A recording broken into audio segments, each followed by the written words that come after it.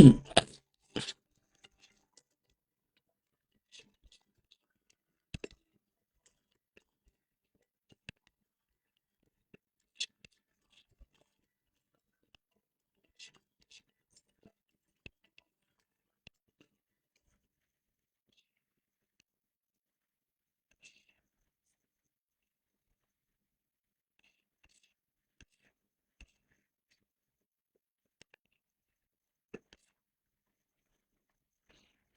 รับไว้สาครูบาอาจารย์ทุกๆตนทุกๆวงนะครับเนอะก็เจริญพรศรัทธาญาติโยมเหมือนเช่นเคย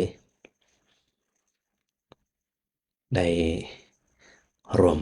สนทนาธรรมกันกับรองศาสตราจารย์ดรพระครูศรีปวรบัณฑิตระบบ FM เนาะคลื่น106.5เมกะเฮิรตซ์วิทยาลัยสงฆ์นครลำปางมหาวิทยาลัยมหาจุฬาลงกรณราชวิทยาลัยเนาะก็ได้ปากกันเหมือนเช่นเคยนะตีอันออกสถานีก่อวัดอุทุมพร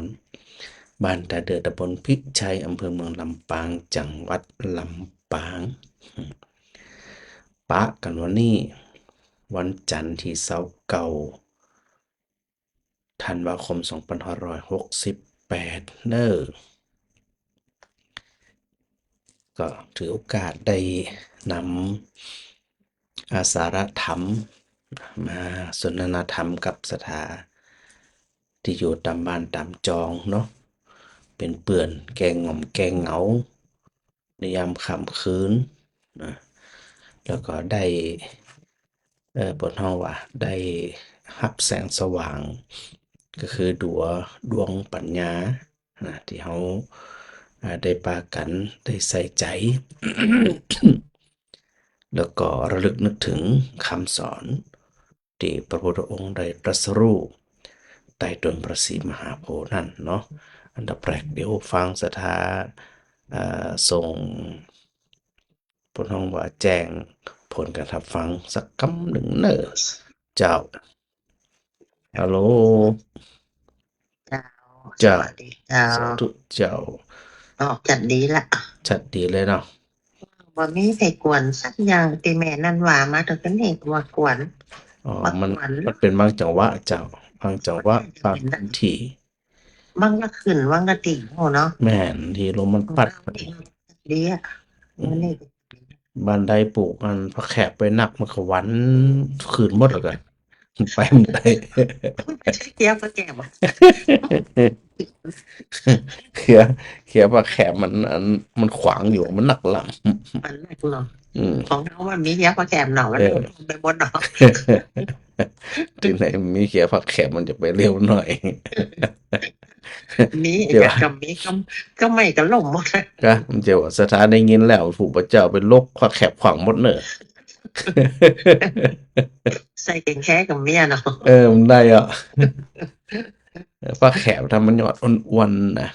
เอาตั้งปลายมันอ่ะแล้วลวกกับน้ำพริกตลอด ล้ำน่ะ เจ้า ไอแม่ตำน้ำพริกอันใส่หอมเนี่ย อ๋อ ใส่พริกเนี่ยใส่อันบัตรเน่าแห้งเห็นนะ เจ้าไอแม่ใส่ เจอหอม ก็จะไปอู้เรื่องกินบ่ค่ำบ่คืน โอเคชัดเจนดีเนอะแมนเนอร์ เจ้า เจ้า เจ้า เจ้า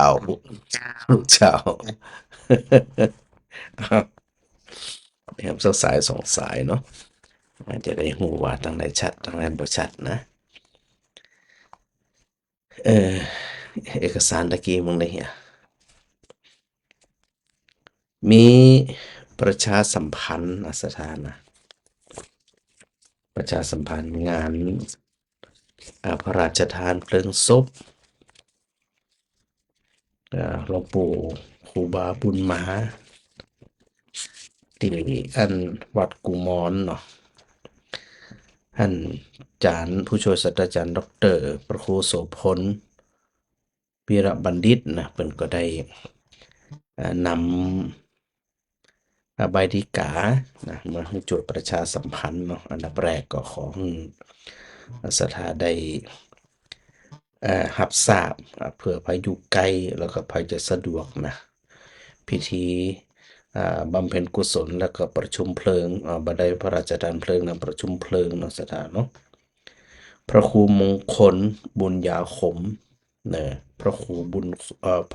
มงคลบุญญาขมคือหลวงปู่ครูบาบุญมาสุภัทโธตอนที่เปิ่นมรณภาพนั่นอายุ93 ปีถ้าสถานะเปิ่นก่ออันเก็บศพไว้หลายปีดีดักเหมือนกันนะซึ่งในอดีตนั่นเนี่ยหลวงปู่เองเปิ่นก่อเป็นเจ้าอาวาสวัดสามัคคีตำบลแจห่มจังหวัดลำปางซึ่งก็คุ้นเคยกันดีสมัยที่อาจารย์พระครูเป็นละอ่อนเป็นเน้นอยู่หันเป็นมันได้ไหวได้สาเป็นมันเนาะเปิ่นก็มาตั้งนิคมเนี่ยมันเหมือนกัน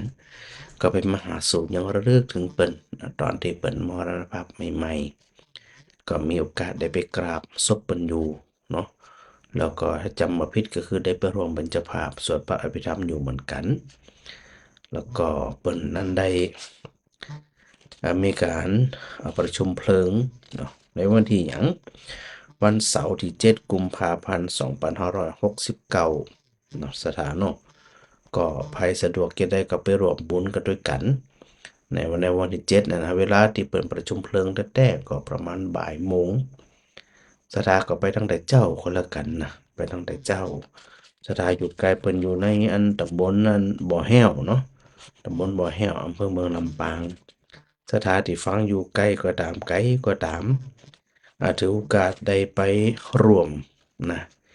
ในการประชุมเพลิงของพระเดชพระคุณหลวงปู่พระครูมงคลบุญญาคมหรือว่าครูบาบุญมาสุภัทโธณสถานวัดกุมอนนะก็คือวัดกุมอนคือวัดไหนอะกุมอนก็คือบ้านสันกลาง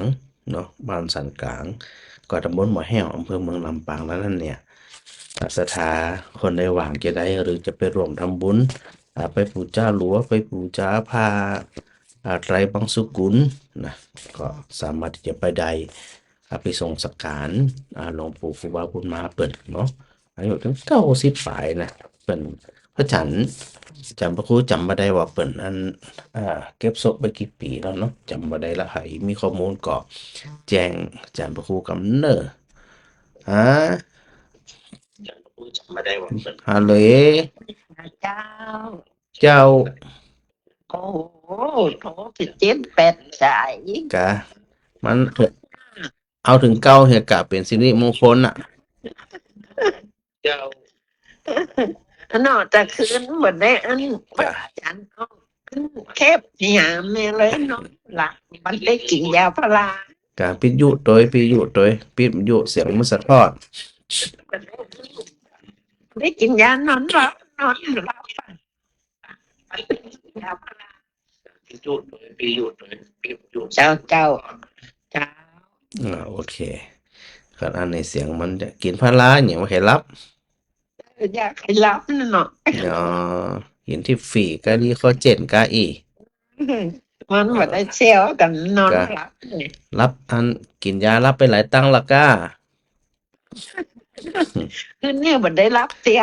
กะ คืนนี้นอนบ่หลับพอ นี่หยัง ตีสองก็ได้ตีสามก็ได้หยัง นี่หยังโอ้ต้องไปกังวลที่หลังไผนอนบ่หลับเนี่ยบ่ต้องไปกังวล หยังนะ เออ มันนอนบ่หลับจริง ไผที่นอนบ่หลับเนี่ยคือเกิดแฮวว่า อันจันทร์พระครูรับเผื่อเรียบร้อยแล้ว แน่ อืม แยกกันก็ได้กัน สถานนอนบ่หลับอ่ะจันทร์พระครูรับเผื่อเรียบร้อย ได้เดือดร้อนหยังอะ แม่วันแม่บอกให้รับอยู่หลับกูรับเสียเลย ต้องเดือด เจ้า เจ้า สาธุเนอ เจ้า สาธุเจ้า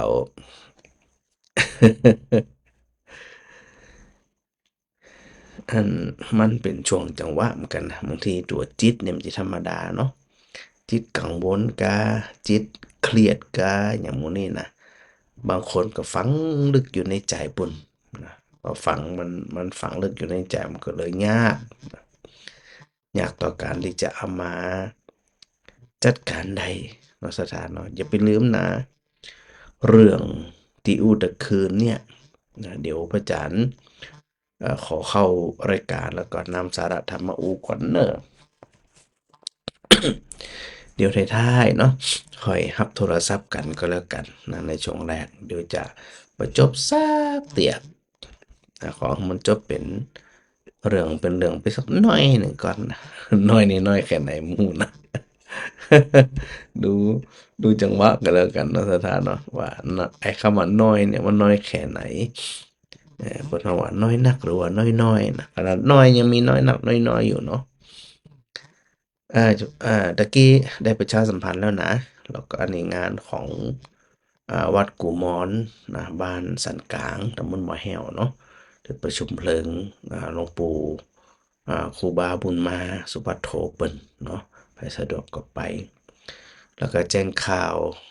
จริงๆก็ทุกวัดอะเนาะสวดมนต์ข้ามปีวัดอุทุมพรมันตะเดือก็สวดมนต์ข้ามปีเหมือนกัน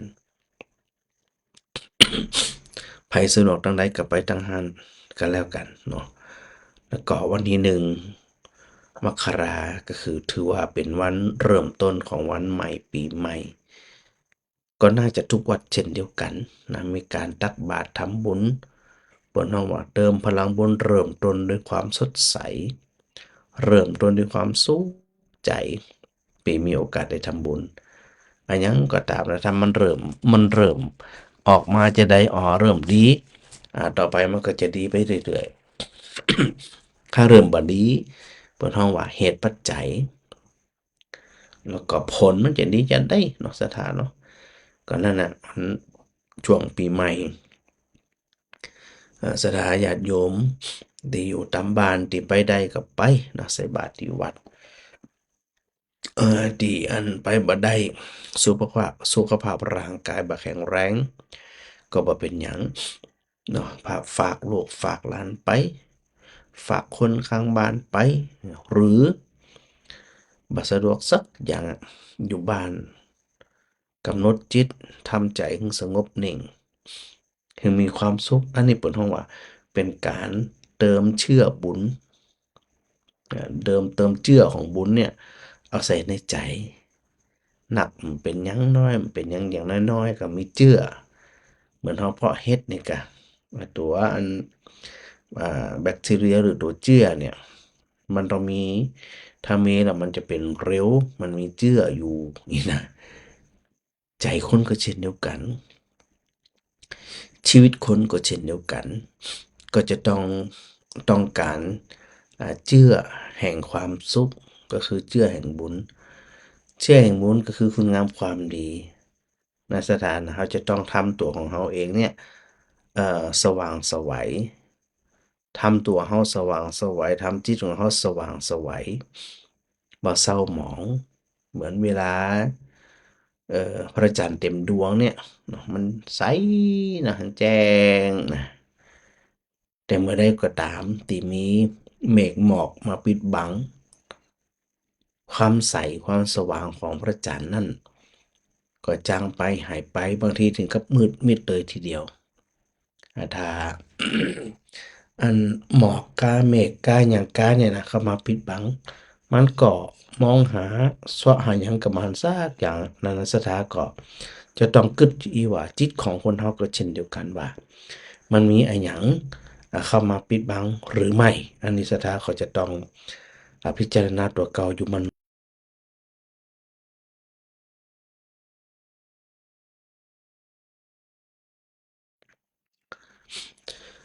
แล้วก็แหมเมื่อกี้วันก็จะถึงคืน15ค่ำนี่นะและจากนั้นก็จะเป็นส่วนของการต้านข้าวใหม่นะต้านข้าวใหม่วันที่หยังวันที่3เนาะสถานเนาะเป็นวันพระก็เหมือนกันนะต่อให้เฮาใส่บาตรวันขึ้นปีใหม่แล้วเฮาก็จะต้องมารวมกันสืบสานประเพณีก็คือต้านข้าวใหม่นะวันที่3อะนะตามความสะดวกของแต่ละคนเนาะก็เนี่ยถือโอกาสแล้วก็ส่วนวัดอุทุมพรนั่นก็มีเอ่อ กิจกรรมนะก็พยายามสร้างกิจกรรมอยู่บ่อยๆแล้วก็วันที่4 แมลงนะวันที่4 แมลงหมู่ทุเจ้า ที่มีความตั้งอกตั้งใจในการฝึกกายฝึกจิตฝึกใจเพิ่นจะเดินธุดงค์ไปกรุงเก่าก็คือสุโขทัยส่วนมากก็เป็นลูกศิษย์ลูกหาของอาจารย์พระครูทั้งนั้นส่วนมากนะแล้วเพิ่นจะเดินกันไปโดยวันที่4 แมลง4 มกราเนี่ยนะเพิ่นก็จะมาพักที่วัดคือมาพักแบบเดินธุดงค์เลยนะบ่ได้อยู่ในห้องก็คืออยู่ตามมันคือปักรถอยู่เนาะคือเปิ่นปักรถอยู่กลางเต็นท์อยู่เป็นการฝึกในคืนแรกนะคืนวันที่4แล้วก็คืนวันที่เจ้าวันที่5เนาะประมาณสัก6 โมงครึ่งก็จะได้ปาตุเจ้าถึงโมดเนี่ยนะที่มันจะเดินธุดงค์เนี่ยบิณฑบาตโปรดศรัทธาญาติโยมในหมู่บ้านตะเดือแห่งนี้นะเดี๋ยวอาจารย์พระครูจะพาเดินนำไปซอยหันซอยนี้เปิดโอกาสให้ศรัทธาได้ร่วมบุญร่วมกุศลกับกุศลเจตนาของพระสงฆ์องค์เจ้าที่เปิ่นตั้งจิตตั้งใจฝึกกายฝึกจิตไปนี่นะพอเสร็จเรียบร้อยก็จะมาฉันเจ้าตีวัดอุดมพรนี่พอฉันเสร็จเรียบร้อยแล้วก็ขึ้นฉันในบาทด้วยเพราะว่าการ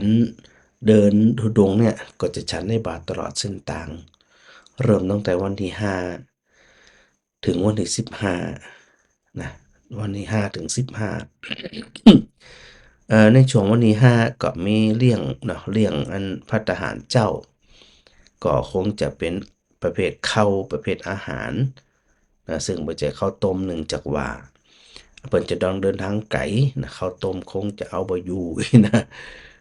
จะเดี๋ยวกำลังอู้กับยังบ่ได้อู้กับศรัทธาญาติโยมคำเตื้อเนาะว่าจะจัดอาหารสัก2อย่างบ่เกิน3อย่างนะเพิ่นได้ตักใส่บาตรฉันในบาตรนะยังเดี๋ยวจะอู้กันทำกำหนึ่งว่าจะเอาอันหยังเนาะก็10 ตนหน่อยเดียวนะบ่ใช่นักในศรัทธานะก็เพิ่นจะไปแล้วก็เดินพากันเดินไปเปิ้นน่ะถึงสุโขทัยใช้เวลา10 วัน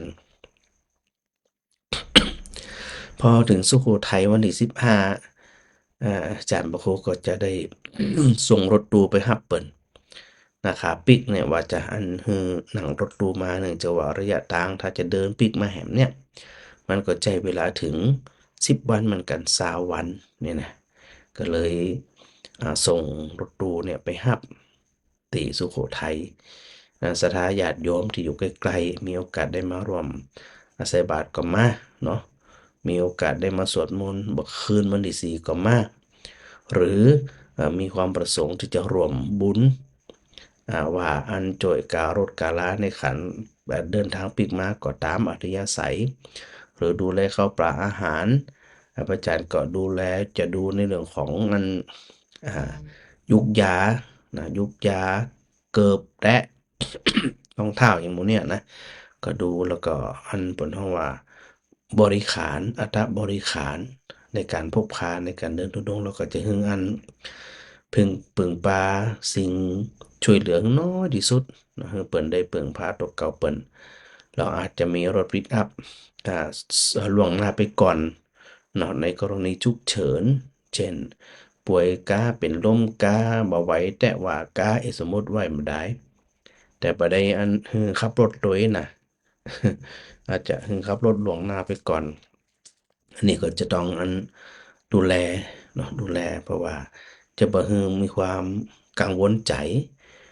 ในเรื่องของการเดินทางเปิ่นฮ้องว่าถวายความสัปยะก็คือถวายความพร้อมนะเปิ้นพร้อมเรื่องยาเรื่องเกิบเรื่องอิหยังต่างๆหมู่นี้นะก็ดูแลแล้วก็จนถึงวันปิกมาอันนี้ก็ถือว่ามีใจอยากจะฝึกกายฝึกจิตเนาะของพระสงฆ์องค์เณรพระสงฆ์องค์เจ้านี่นะเพิ่นก็เดินทางนั้นได้บอกศรัทธาญาติโยมเนาะว่าเดินทางวันที่5ถึงวันที่15 นะเอาสถาจะสะดวกกี่ได้ก็ตามอัธยาศัยเลยนะถึงบ่มีปัญหาอย่างสักอย่างเนาะสถานเนาะอันนี้แจ้งประกาศเนื่องจากว่าหลายคนก็ได้ดูทาง Facebook ของอย่างพ่องก็ถามมาแต่สถานที่ฟังจากรายการวิทยุนั่นเปิ้นบ่ได้ยินเนาะว่าเปิ้นบ่ได้หันว่าอันทางกิจกรรมของวัดอุทุมพรเนี่ยมีกิจกรรมอย่างพ่องนะก็ไล่เรียงมามาแลงก็ได้อู้กับปหลวงบ้านอู้กับหันตุเจ้าภายในวัดว่าเขาควรที่จะมีกิจกรรมอย่าง1 2 3ก็ว่ากันไปพยายามที่จะเปิดห้องว่าให้มันเคลื่อนไหวนะมีกิจกรรมมีเคลื่อนไหวต่างๆเนี่ยมันก็จะเนี่ยอ่ามีชีวิตชีวาที่สิ่งสำคัญก็คือความสามัคคีนะเป็นการสร้างความสามัคคีหล่อหลอมจิตใจเนี่ยเป็นอันเดียวกันอันนี้ก็ถือว่า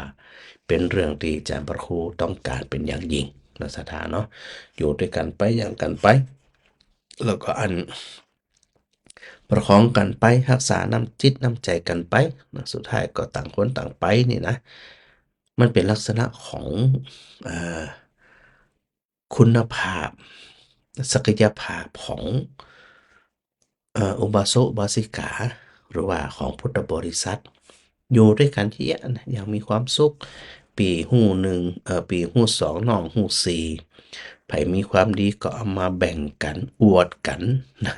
สิ่งบ่ดีทั้งหลายทั้งมวลนี่ก็บ่ต้องมาอวดนะเก็บไว้ของไผของมันได้เริ่มต้นในเรื่องของแสงสว่างของพระอาทิตย์นะฮะพระอาทิตย์เนี่ยก็มีมนทินมนทินคืออย่างก็คือเมฆหมอกมาปิดบังฉันใดจิตของคนก็เช่นเดียวกันตัวจิตของคนเนี่ยก็มีเมฆหมอกมาปิดบังเหมือนกันถามว่าตัวเมฆหมอกนั้นมีอย่างพ่องสถานลองคิดพอเขาว่าอันหยังที่จะมาปิดบังความสว่างไสวของจิตใดก็มันน่าจะมีอันหยังนะที่จะเนี่ยคือมาปิดบังในเรื่องของสิ่งที่เราฮ้องว่าเป็นมลทินนะเป็นมลทินเป็นขี้เมียงเป็นสิ่งเศร้าหมองนี่นะพระพุทธเจ้าตรัสไว้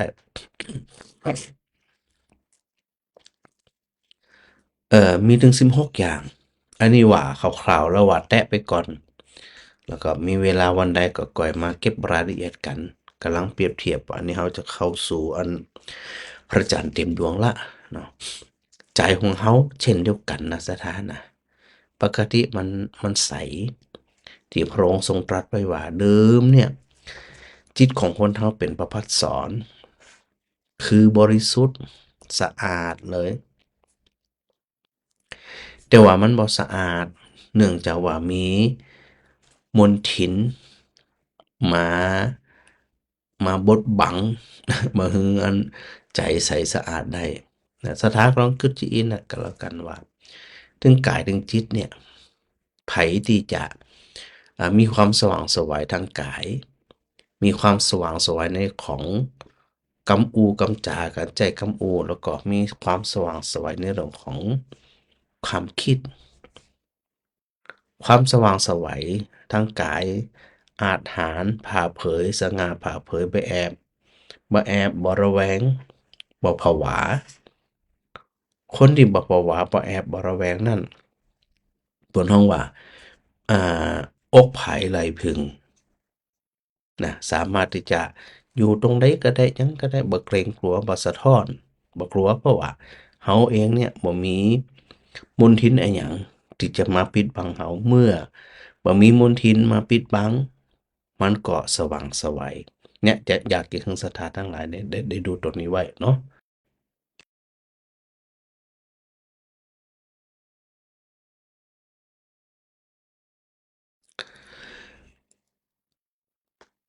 คนที่เปิ่นมีความพร้อมกายพร้อมกำอูพร้อมใจพร้อมเนี่ยเวลาฟังพระอาจารย์อูนึกพระสดานึกถึงอันดวงจันทร์ ที่บ่มีอิหยังมาปิดบังสว่างไสวยนี่นะพฤติกรรมคนก็เหมือนกัน ถ้าพฤติกรรมของแต่ละคนนั้นเนี่ยเป็นคนที่โปร่งใสอะนะคนที่โปร่งใสจึงสว่างไสวย คนที่บ่โปร่งใสมันจะสว่างไสวยได้จะใดอ้อมันมีอิหยังมาปิดบังพ้องก็มีบนห้องว่าอัน16อย่าง ตัวแรกอภิชฌาวิสมะโลภะ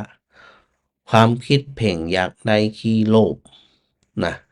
ขี้โลภจ้องที่จะเอาบ่เลือกที่บ่ควรเอาก็เอาคือเพิ่นฮ้องว่าโลภโมโทสันเอาของคนอื่นจะให้มีความสุขแน่นอนนะก็คือเกิดจากความโลภนั่นเองคนที่มีความโลภพร้อมที่จะทำสิ่งที่บ่ดีได้ทุกขณะ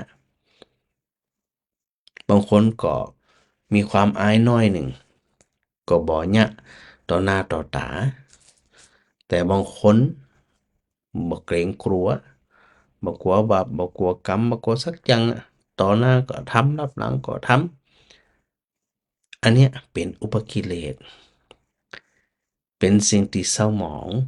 มาปิดบังจิตที่ใสสะอาดอยู่เนี่ยบ่ใสสะอาดเลยอันนี้แค่ข้อแรกนะ ชอบลักชอบขโมยชอบเอารัดเอาเปรียบบ่ยอมเสียเปรียบทุกอย่างนี่นะมีความโลภโมโทสันอย่างชนิดที่ว่าหาวิธีที่จะเอามาเข้าตักตัวเก่าทุกอย่างแล้วไปใส่โทษใส่ร้ายไปเบียดเบียนคนอื่นนี่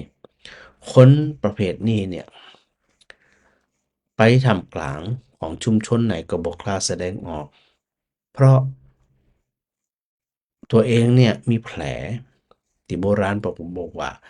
วัวสันหลังหวะวัวสันหลังหวะเนี่ยมีแผลอยู่หลังงัวมันจะบ่เดินแบบสง่าผ่าเผยกินหญ้าก็สะดุ้งผวาเพราะหยังมันกลัว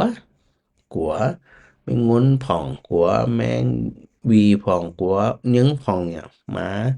ไต่มาตอมมากัดสะดุ้งผวาเพราะมันมีแผล ลักษณะของคนเช่นเดียวกันนะถ้ามีแผลอยู่แล้วเนี่ยบ่ซื่อบ่ตรงบ่ซื่อบ่สัตย์นี่นะไปในท่ามกลางชุมชนก็บ่สง่าผ่าเผยไปก็มันจะมีไผเจือเพราะประวัติด่างพร้อยอันนี้อย่าไปทำเป็นเล่นไปนะคนเวลามันจำเนี่ยทำความดีเป็นร้อยเตือพันเตือเขามันสิจำแต่พลาดพลั้งพลั้งเดียวเขาจำไปจนตายเลย นี่แหละที่พระพุทธเจ้าตรัสในเรื่องของอย่าประมาทนะอย่าประมาทอันใดที่คิดว่ามันจะเป็นสิ่งที่ปิดบังความสว่างไสวอย่างเฮาสมองนั่นสติต้องตันอยู่เสมอว่าอย่านะบ่ควรนะบ่คุ้มนะต่อของเฮาได้มาโดยวิธีใดก็ตามความโลภโมโทสันโดยการขู่เข็นกาด้วยการเอารัดเอาเปรียบกาด้วยการฉ้อโกงกานี่นะ ถ้าไปเทียบกับความสว่างไสวก็บ่สิคุ้มเทียบจำนวนที่เราได้มากับเทียบที่อันความมืดสลัวเข้ามาปิดบังบดบังของความเป็นอยู่ของเราอันนี้บ่คุ้มนะอยากจะให้ศรัทธาทั้งหลายเนี่ยได้นึกถึงเนาะได้นึกถึงแล้วก็ได้ประพฤติปฏิบัติในลักษณะที่กำลังอู้ถึงอันนี้เป็นเรื่องของตัวความเป็นอยู่ที่ได้เปรียบเทียบเหมือนกับดวงตะวันณสถาน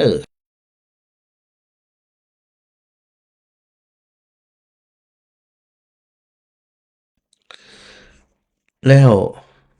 ตัวต่อไปที่ห้องว่าเป็นเมฆเป็นหมอกมาปิดบังตัวที่สองก็คือตัวพยาบาทที่คิดพยาบาทนี่นะตัวคิดพยาบาทคิดร้ายคิดร้าย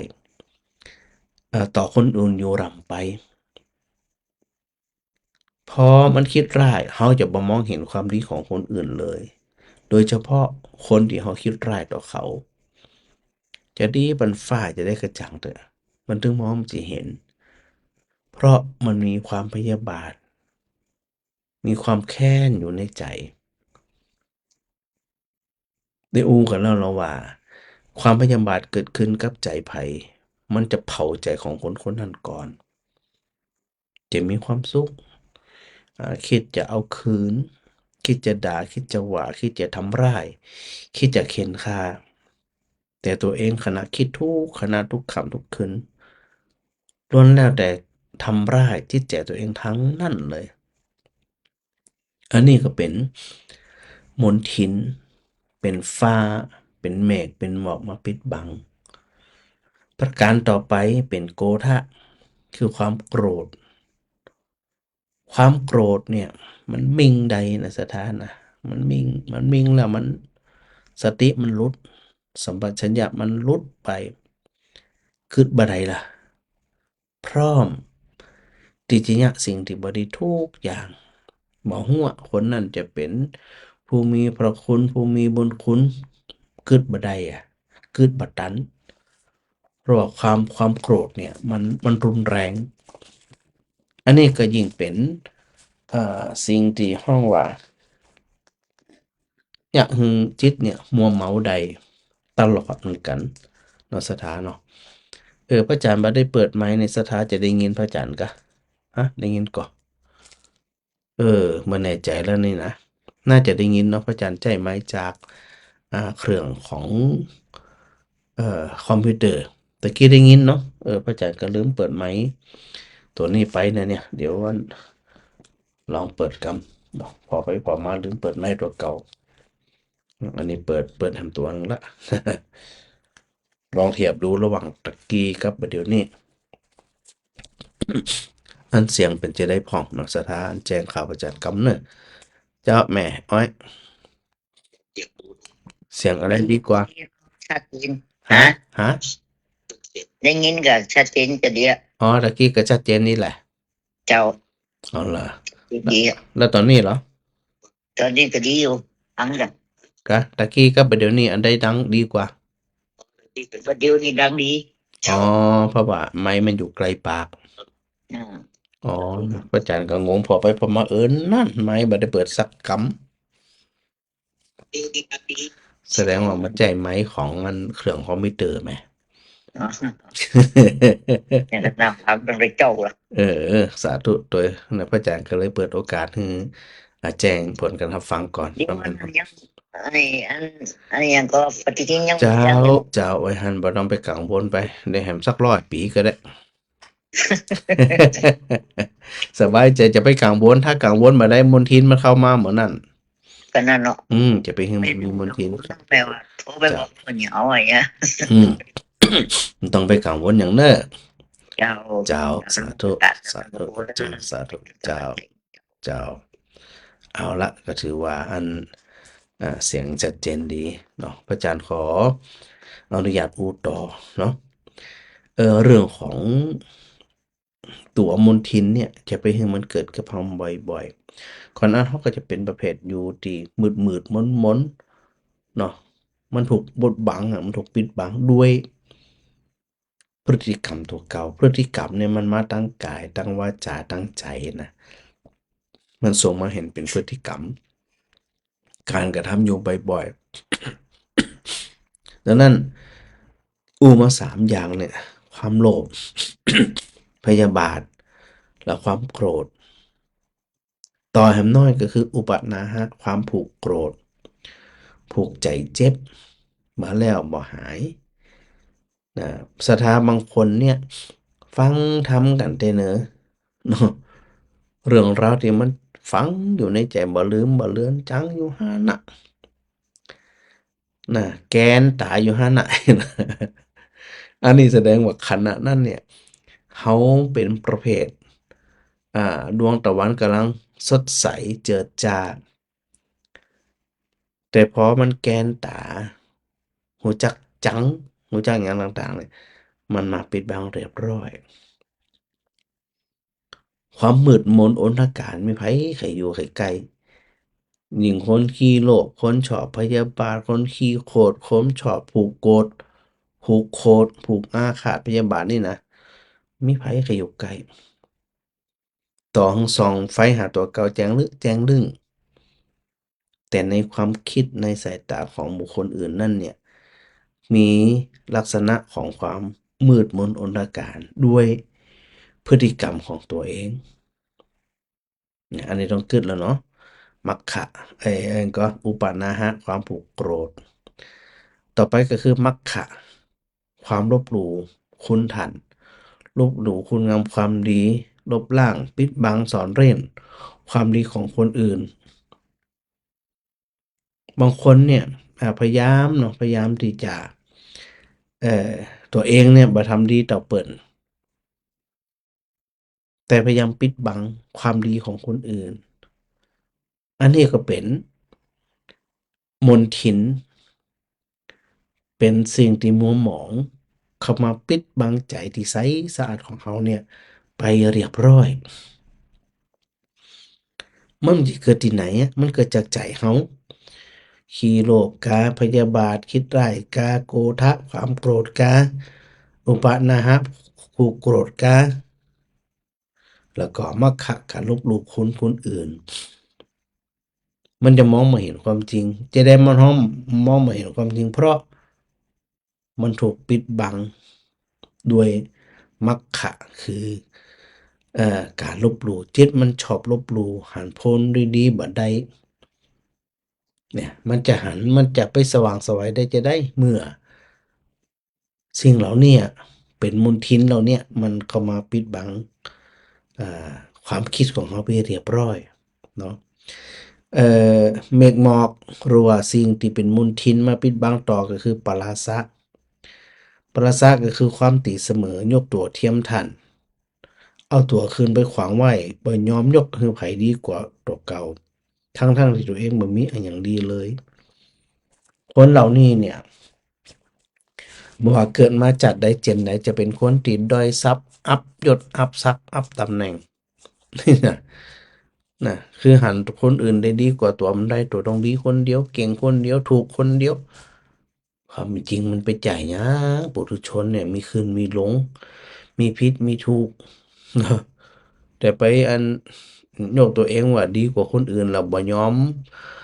ยกยอปอปานบ่ยอมชื่นชมคนที่เปิ่นทำดี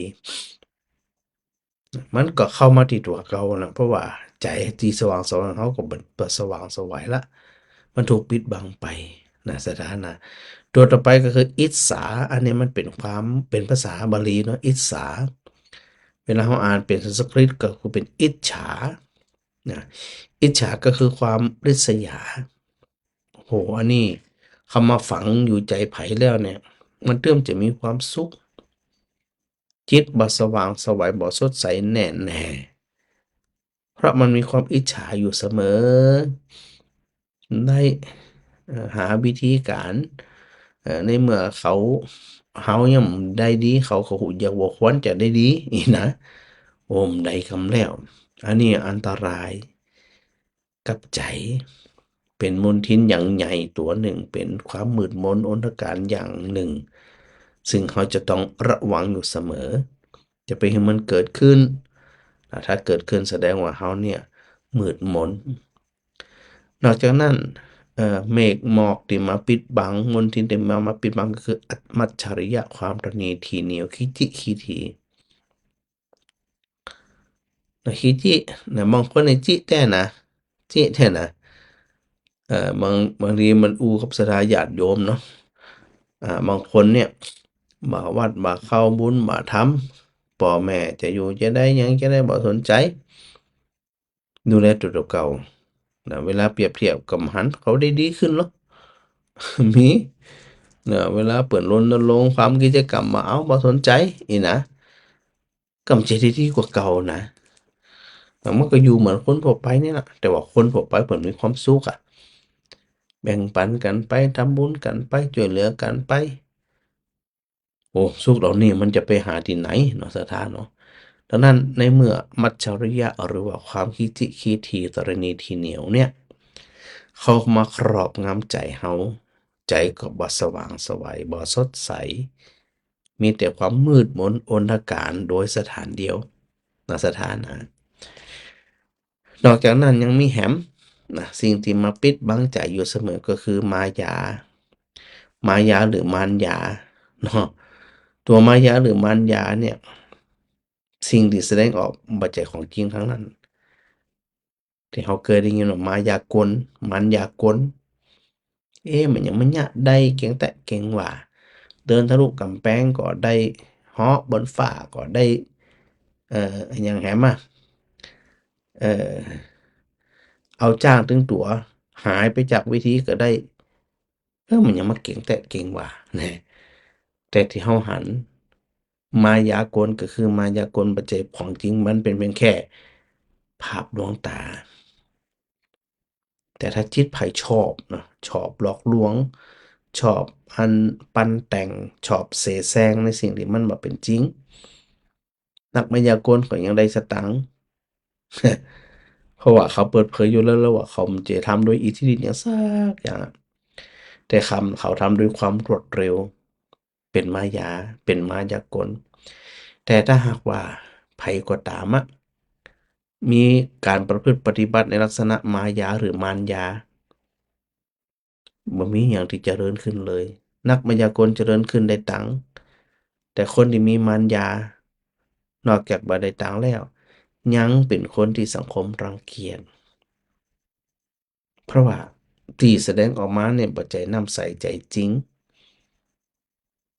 ลักษณะปลิ้นปล้อนลักษณะอันหลอกลวงมันจะได้อัศธามันบ่น่าจะมีคนอันนับหน้าถือตาแน่นอนถ้าอ่าใจเขาเนี่ยถูกมารยาเข้ามาครอบงำอย่าลืมนะเรากำลังอู้ในเรื่องของมละหรือมนทินอันจะปิดบังใจของเราอยู่เนาะนอกจากนั้นอ่าสิ่งที่มาปิดบังใจใจของสมองคือสาธยะ สาธยะนี่ก็คือความโอ้อวดหลอกลวงคำโตอวดเก่งทั้งๆที่ตัวเองบ่ได้มีหยังสักอย่างแสดงท่าทางแสดงความภูมิฐานเป็นอยู่อันดีหรูกว่ารายรับรายจ่ายรายรับตัวเองอาบ่ได้เรื่องละเอียดนะเพื่อหยัง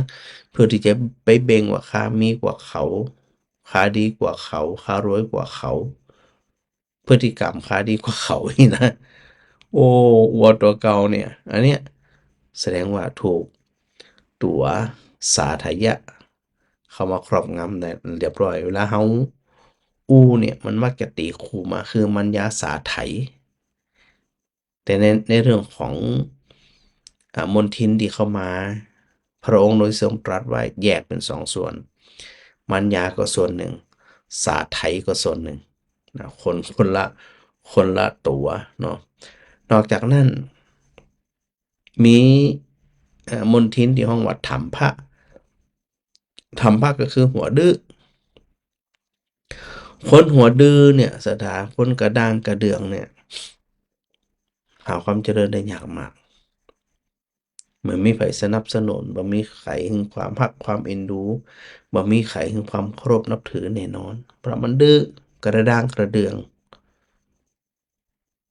หยาบโลนเรื่องพวกนี้นะอยู่ในใจไผแสดงว่าถูกมนทินเข้ามาครอบงำหนาขึ้นมืดมนมากขึ้นนะที่อาจารย์พระครูกำลังอู้เนี่ยสถากำลังคิดถึงตัวเก่าด้วยนะแม้แต่อาจารย์พระครูเองอู้ไปก็ต้องคิดเหมือนกันเนาะบางทีเนี่ยเมฆหมอกทั้งหลายเหล่านี้มลทินทั้งหลายเหล่านี้มันมาปิดบังใจเราอยู่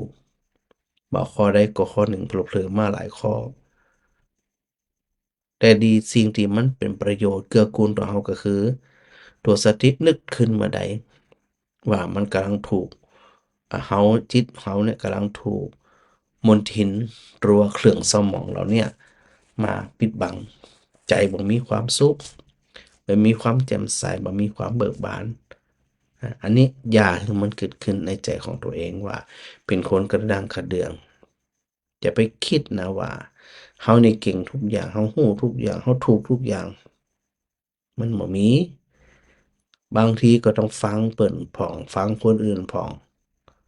นะอาจจะเชื่อบ่เชื่อก็ไตร่ตรองเอาหยังเอาบางทีคนมาตักยานจีอีเนี่ยโบราณเพิ่นถึงว่าโลจะกิ้มอะจะกิ้มจะม่องเนี่ยห้องแจ๊ก ฟังมันเห็นน้อยเนี่ยนะเฮาก็เหมือนกัน เวลามีคนมา มึงสตินะมาว่าบ่ใจมาว่ามึงสตินะคือข้อคิดว่าอันนั้นบ่ใจเน้ออันนี้บ่ควรเน้ออันนี้ควรเป็นอย่างงี้เน้อคนฮักกันเนาะอาจที่จะบอกกันแปลงกัน คนที่เปิดบ่ชอบกันบ่จังกันเขาจะสนับสนุนอย่างเดียวแล้วแต่เอาเลยเอาเลย ไม่ได้หยังอะ นะแล้วนี่ก็ต้องระลึกถึงตัวเองอยู่เสมอ จากนั้นมีสารัมภะสารัมภะก็คือความแข็งดีบ่ยอมลดละมุ่งแต่จะเอาชนะอย่างเดียว คือดีคนเดียวอะตัวสารัมภะนี่นะแข่งดิเอาดิแต่ว่าบ่ยอมรับคนอื่น คนอื่นได้ดีกว่า เก่งกว่าพร้อมกว่าบัดได้รับบัดได้อันนี้เพิ่นว่าถูกสารัมภะเข้าครอบงำ และนอกจากนั้นมานะอ่ามานะนี่มันเป็นมลทินเหมือนกันนะ เป็นเมฆหมอกที่มาปิดบังเหมือนกันนะมานะแปลว่าหยังมานะก็คือความถือตัวทะนงตัว ถือว่าดีกว่าเขา ถือตัวว่าเสมอเขา ถือตัวว่าตัวเองด้อยกว่าเขาสามตัวนี้ไม่ได้สักอย่างเลย ถ้าถือตัวว่าดีกว่าเขา มันกลับมีลักษณะยกตนข่มท่าน ความเป็นจริงมันมีที่ว่าเก่งไปเสียทุกอย่าง เลิศไปเสียทุกอย่าง แล้วบางคนเนี่ยมีลักษณะเป็นแก้มเหยียดหยามเยาะเย้ยถากถาง อันนี้ก็บ่ใจละนะถ้าหากว่าเฮาวันได้ประพฤติปฏิบัติตามคำสอนของพระพุทธองค์ก็ต้องระลึกถึงอยู่เสมอเสมอนะฮะอันมีมานะถือตัวว่าเฮาเสมอเขา ไอ้ตัวเสมอเขาที่ว่าเนี่ยนั่นแสดงว่าตัวเองเนี่ยบ่ยอมไผและยกมานะคือจิตของเขาเนี่ยเข้าไปสู่การอันเอ่อถือเนื้อถือตัวทะนงตัว แล้วตัวสุดท้ายเนี่ยแย่กว่าเขาถือตัวว่าตัวเองแย่กว่าเขามันน่าจะเป็นมันน่าจะเป็นเรื่องของการอันอ่าถือตัวมันก็เพราะว่าตัวเองด้อยกว่าเขาก็ใจผู้เจ้าบอกอันนี้ก็เป็นการถือตัวเหมือนกัน เช่นตัวเองด้อยกว่าเขาแย่กว่าเขาหยังกว่าเขาถ้าไปคือจีอีนะอันดับแรกก็คือจิตมันมีความสุขสองคิดจะไปทำร้ายคนอื่นเพราะตัวเองด้อยกว่าเปิ้นแล้วก็บ่ฮึงความร่วมมือหยังสักอย่างเพราะตัวเองมีความด้อยกว่าเปิ้นก็ไปถือตัวจี้เอี้ยเนี่ยอันนี้ก็เป็นเหตุเป็นผลเหมือนกันนะและนอกจากนั้นอติมานะถือตัวเองว่ายิ่งใหญ่กว่าเขาแล้วดูหมิ่นเขานอกจาก ถือหรือว่าคิดว่าตัวเองเนี่ยเป็นใหญ่กว่าคนอื่นแล้วเนี่ยยังมีลักษณะดูหมิ่นดูแคลนคนอื่นถูกมนทินเขาครอบงำความมืดบอดเขาครอบงำเรียบร้อยหาความสว่างไสวไปตั้งนานเนี่ยยากเลยและนอกจากนั้นยังมีความมัวเมามัทธะที่ว่าเป็นความมัวเมา เมาอย่างเมาไม่ได้ความเป็นอยู่เมารูปเมาเสียงเมากลิ่นเมารสเมาสัมผัสโดยบ่ใส่ใจพิจารณาในลักษณะของโยนิโสมนสิการอย่างกระจ่างชัดพอมันมัวเมาแล้วมันจะบ่หันความจริงเกิดขึ้นอันหยังพ้องที่มันจะปรากฏแบบจีรังอย่างยืนมีความเมาตรงเนี้ยเมาลูกเมาหลานเมาทรัพย์สมบัติเมาพ่อเมาแม่เมาสามีเมาภรรยาเมานู่นเมานี่ คำว่าเมาก็คือไปหลงลืมคิดตามความเป็นจริงว่าทั้งหลายเหล่านั้นมันบ่เคยใส่ใจเขาหรอกมันมีเสื่อมสลายไปตลอดมันถูกกฎแห่งไตรลักษณ์อนิจจังทุกขังอนัตตาครอบงำทุกสิ่งเลย ทำเมามัวเมามัวเมาเมามันเนี่ยมันเกิดบ่ได้ล่ะว่าอะไรควรทำอะไรบ่ควรทำเสียเวลาเสียโอกาสและตัวสุดท้ายที่ห้องว่าเป็นมลทินก็คือประมาทะความประมาทซึ่งความประมาทเนี่ยเป็นปฏิปักษ์ต่อคำว่าสติ เมื่อใดก็ตามเฮาตั้งอยู่ในความประมาทแสดงว่าเฮาขาดสติ แต่ว่าเมื่อใดถ้าเฮามีสติแสดงว่าเฮาอยู่ด้วยความบ่ประมาทเพราะคำว่าประมาทเป็นเรื่องของความมืดมนอนการแน่นอนคนประมาทพร้อมที่จะยะสิ่งที่บ่ดีทั้งหมดเลยเพราะมันบ่ฮู้มันประมาทมันบ่มีหยังมาสะกิดแล้วมันบ่มีสติ มันบ่มีสัมปชัญญะมันเนี่ยอย่างมันเนี่ยไปกะใครด่าก็ด่าใครว่าก็ว่าใครจังก็จังใครแจ้งก็แจ้งนี่นะเนี่ยพอเกิดที่เอี้ยมันก็หาความสุขสงบกับตัวเก่าบ่ได้เอ่ออู้ถึงเรื่องเรียกว่าสัญญาณสัญญายตนะข้างมหาแม่มารีไว้อยู่เนี่ยเขาจะฟังกันมึนๆนะมันจะจบบ่ที่มันผูกนะจะฟังกันเพิ่นน่ะเป็น100 ปีพันปีพุ่นน่ะนะถ้าอยู่กันได้ ก็อย่าตั้งอกตั้งใจณสถานะข้อสำคัญก็คือจะไปฮือเอ่อมลทินหรือว่าเมฆหมอกมาปิดบังใจของเขาที่ใสสะอาดขาวสะอาดก็แล้วกันณสถานะ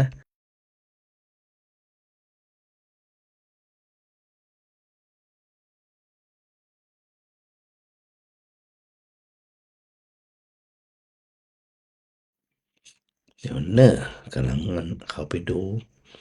สถาทักทายมา หลายคนหลายท่านทักทายมาเนี่ยถือสาทักทายตอนนี้หับสายได้แล้วเน้อเดี๋ยวจะหาว่าเขาจมอยู่คนเดียวหันน่ะมาแบ่งมาปันคนอื่นอู้พ่องนี่นะอันนี้เปิดสายแล้วนะ อันแม่ลำไพสาธุสาธุเจ้าฟังอยู่ชัดเจนดีแม่บ่ต้องอินสุวรรณแสดงว่าวันนี้ทางอันเอ่อคลื่นสีขาวบ่ได้เชื่อมสัญญาณเนาะก็บ่เป็นหยังฟังอยู่เน้อสาธุนะพี่สาวพี่บัวคำพิชัยวงศ์ทักทายมาแม่จันเป้งปัญญารักษานะครับสาธุชัดเจนดีแม่สมจิตอินทรวิจิตรศรัทธามันฝันวันที่12เวลา6โมงปักกันแน่นอนเพราะว่าจะไปอันพาพระนิสิตไปเริ่มต้นตั้งเก้าเดินธรรมยาตราที่หัน99ตนเนาะอันนี้ก็ถือโอกาสได้ประชาสัมพันธ์กับสถาด้วยนะว่าวิริสงฆ์นครลำปางมีจัดปฏิบัติวิปัสสนากรรมฐานในมหาลัยสงฆ์นั่นนะตั้งแต่วันที่12ถึงวันที่21 ปินจะเล่นกัน12กับ21เนาะแล้วก็เหมือนเดิมนะเดี๋ยวอาจารย์พระครูก็จะได้วางว่า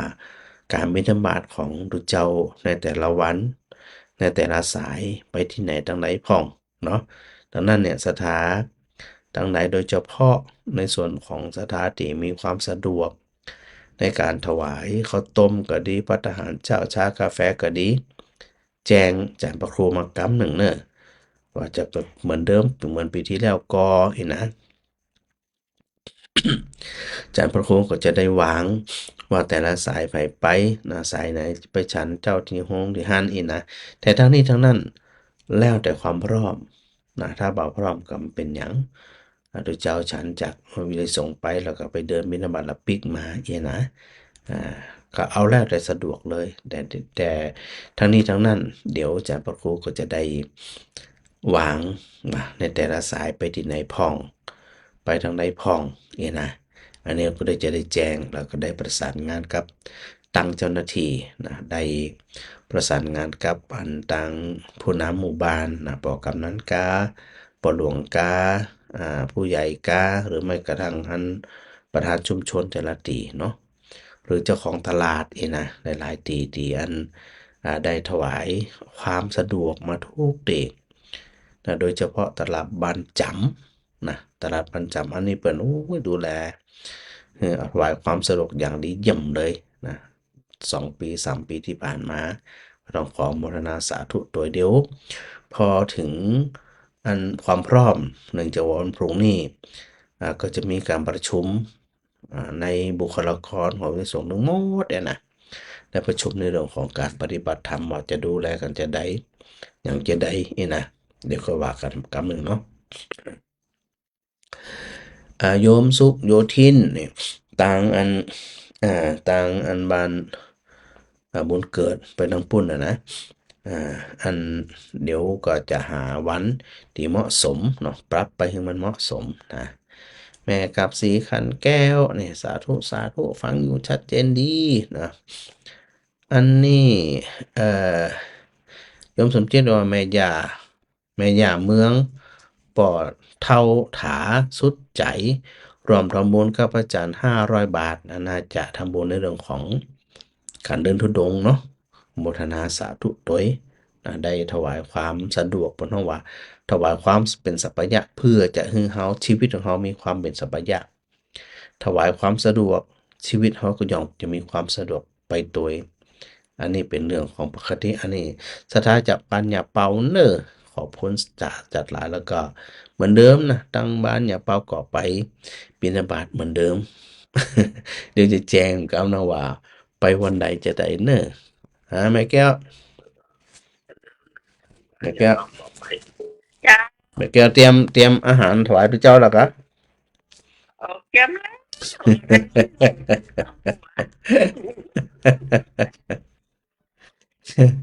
ว่ากลัวว่ามันจะกินอ่ะ เอออันเดี๋ยวนึงไปเดี๋ยวพระจันทร์เดี๋ยวจ่าพระครูจะจัดก่อนว่าวันไหนไปที่ไหนนะ วันไหนวันที่ยัง เจ้า พอใดเดี๋ยววันพรุ่งนี้น่าจะหันหน้าหันเนื้อละเพราะว่าประชุมวันพรุ่งนี้เจ้า วันที่ยังก็บอกนะบอกนะเอาไหมอย่างนั้นไหนให้ทุกชนได้ประกาศนะ ถูกต้องเจ้าจะให้ชุมชนประกาศเลย เอาไหม อืม มันวันเสาร์นี่วันเดียวเขาจะจมเขาบัตันเขาว่าเก็มอย่างกำตัน จมก็จมไปมันจุเจ้าบ่ได้ยิน ไม่งี้แหละ จ่ายจริงกับใครเอาไปนั่นนะนั่นน่ะบางทีมันบัดตันเจ้าเนื่องจากว่าอย่างที่อาจารย์พระครูว่างานมันหลายมันบัดตัน เก็บ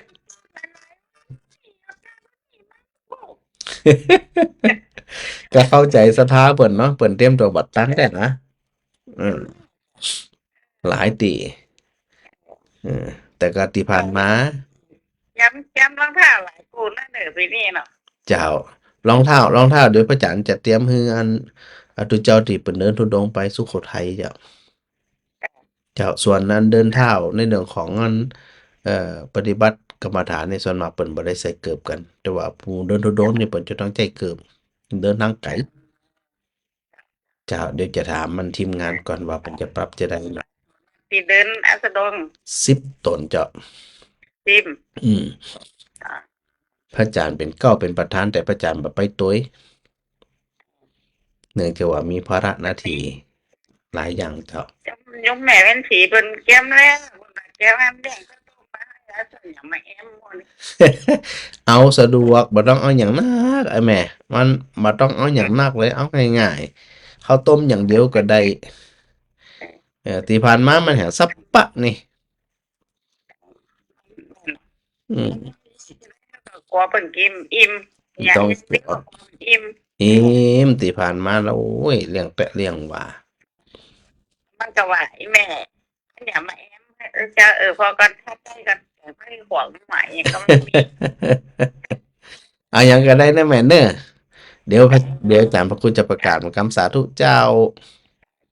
สาธุ เอา เจ้า ได้ประกาศ เจ้าสาธุเจ้า ได้ เจ้า เดี๋ยวจำคุณ